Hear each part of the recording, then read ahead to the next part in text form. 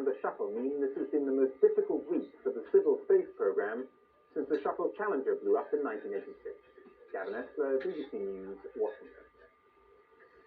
A council in North London says it plans to cut 800 jobs after losing its appeal against the government's decision to cap its community charge. Haringey Council says that it will have to close some libraries, swimming pools and old people's homes. Today, the local government minister, Michael Portillo, warned that more councils could be capped next year if spending isn't kept under control. When Haringey set its poll tax in the face of strong local protests, it was the highest in the country, at £572. But the government demanded cuts, and after the failure of an appeal court challenge, the Labour Council announced that it was slashing £40 million from services. It could mean the loss of 800 jobs, initially by early retirement or voluntary redundancy, though sackings aren't being ruled out. Haringey's poll tax level will be cut by about £72. We're talking about perhaps a halving of the adult education service, a halving of the youth service, major reductions in things like environmental health, planning service, economic development. Some services will virtually cease to exist. The council say they'll have to shut down 1 main and 3 branch libraries, 2 sports centres and 2 swimming pools.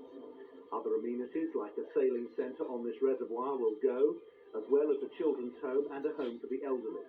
Voluntary groups will lose £1.5 million in funding. 18 other authorities may well have to introduce similar cuts. There's been a sharp decline in children's reading abilities, according to a survey by educational psychologists. Their study shows a 50% increase in the number of 7-year-olds with severe reading difficulties. Teachers learning how to teach reading soon learn how controversial the subject is. This leaked survey, which suggests the number of 7-year-olds with reading problems has risen sharply, has reopened arguments over the 2 basic teaching methods. The phonetic method relies on children first learning the alphabet by the sounds the letters make, and then putting them together to make words. The newer look and say method teaches children to recognize the whole word straight away, rather than the sounds that make it up.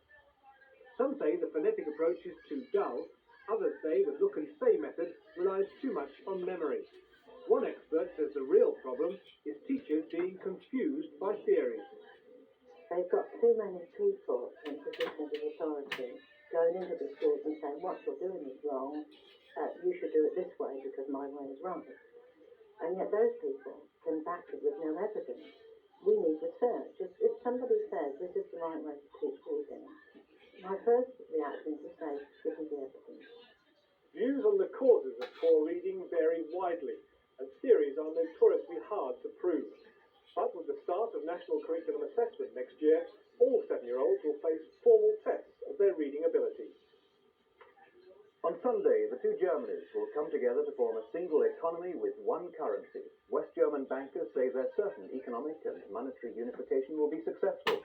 The BBC's economics editor Peter Jay has been to Berlin to assess the implications for the remainder of Europe. It may not look like the financial headquarters of an empire built to last 1,000 years, but 50 years ago it was Hitler's Reichsbank, whose currency held sway from the English Channel to the borders of Russia. Now, with the 2 Germanys being united to form an overwhelmingly dominant economy in the centre of Europe, the question is being asked, will banks achieve what tanks could not, and make Berlin, after all, the economic capital of Europe? West German banks are confident that Germany can afford the economic miracle required to bring the backward East Germany up to Western standards. But international businessmen see problems for Germany's partners, as German savings are diverted from investment abroad to the modernization of East Germany. The short-term effects of German monetary unification are that interest rates have moved up in Germany, and that means that interest rates are likely to move up and stay up in the rest of the world. That is a problem for some countries, not a problem for others. It particularly is more of a problem for the United Kingdom and the United States, where economies are slowing down. But the biggest question is how in the long term German reunification and the resulting creation of an economic giant will transform the whole shape of Europe. For 40 years, Europe was divided into the common market and its communist opposite number in the east, Comecon. But last year, President Gorbachev set Eastern Europe free. Now, Germany reunited threatens to dominate the whole continent. To make that less frightening to Germany's nervous neighbours, German leaders want to extend the common market framework to embrace the whole of the new Europe and its money. The German central bank, the Bundesbank, knows that the reunited German economy could, if it chose, now ignore Brussels and itself become the centre of an all-Europe Deutschmark zone and free trade area. Its president knows things could work out that way, but he sees dangers. This process you have described can take place only under a kind of European umbrella. Otherwise, it would become a nightmare maybe for some of our neighboring countries. But the Bundesbank president is fully aware that the German people will never let the strong Deutschmark be replaced by a common market AQ unless the control of that new currency is modelled on the German system. That puts the control of money beyond the reach of elected politicians. A united Germany cannot help but dominate the economy of Europe. It is its engine room and its monetary anchor, and it holds the economic future of Europe in its hands. For the moment, Germany is determined to cloak that power in the mantle of the common market, and so it's not yet inevitable that Berlin will replace Brussels as Europe's economic capital. East Germans have reacted to the deadline for currency union with panic buying in the shops. They know that after Sunday, when the Ostmark is replaced by the Deutschmark, then prices will soar. The curtains are up for the commercial funeral of the old system. Next week's goods will be from the west. This week's are out on the street. Buy now while Ostmarks last. It's not for long. This East Berlin delicatessen has been taken over by a West Berlin supermarket and is hoping to be ready for business on Monday. Western goods at Western prices, to be paid for, of course, in Deutschmarks. In the volume of sales, it's Christmas time in June. The shop closes tonight and doesn't reopen till Monday morning. Then the price rises take effect. They're not quite across the board. A few things will be cheaper, but some basic necessities will cost between 2 and 6 times as much as they do now. There may be a spending spree in Deutschmarks on Monday. There's already one at the petrol stations as people fill up for the last time on the strength of their old currency. Capitalism is not only coming, it's already here. But it's hardly the best of omens for the changeover to the new system that is happening in a city choked with garbage. This is because of a strike by rubbish collectors, who, because prices will now be in Western Deutschmarks, are looking for wages to match. Martin Bell, BBC News, Berlin. Troops in the Zambian capital Lusaka have stormed the university campus after 4 days of protests against the government of President Kenneth Kaunda. Around 20 students accused of being the ringleaders of the disturbances have been arrested. The violence began after a sharp rise in food prices. At least 23 people are known to have died in other protests around the country. The President of Iran has publicly thanked the countries which gave aid after last week's earthquake.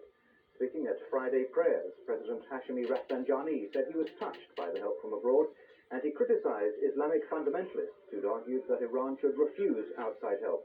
So far, more than 20 countries, including Iraq, Britain and the United States, have sent emergency relief. Prince Charles is to spend the second night in hospital in Cirencester, where he's recovering from a broken arm after his polo accident. The Princess of Wales and their 2 sons have been to visit him. The Prince has cancelled all engagements until at least next Wednesday, but he's continued to work on official papers.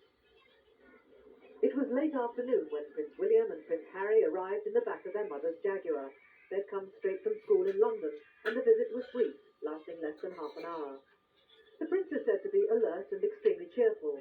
He's been sitting in a chair for much of the day, dealing with paperwork brought in by his staff, and chatting about one of his great interests away from the polo field, architecture. I told him that he was very lucky because of all the hospitals we've got in our district, this is by far the nicest architecturally in a beautiful setting.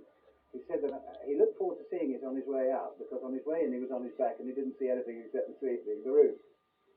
A short time ago, the Prince was examined again by the surgeon who operated, and it was confirmed that he'll be staying in hospital overnight. He's happy with the progress the Prince has made. His arm, obviously because of the break yesterday, is still swollen, and Mr. Morris will see him again tomorrow morning. This is the worst injury the Prince has sustained playing polo, and it's one that's going to keep him away from the game for some time to come. but his love of the sport is such that it's likely to take more than a broken arm to persuade him to abandon it in favour of a gentler hobby. The youngest seed at Wimbledon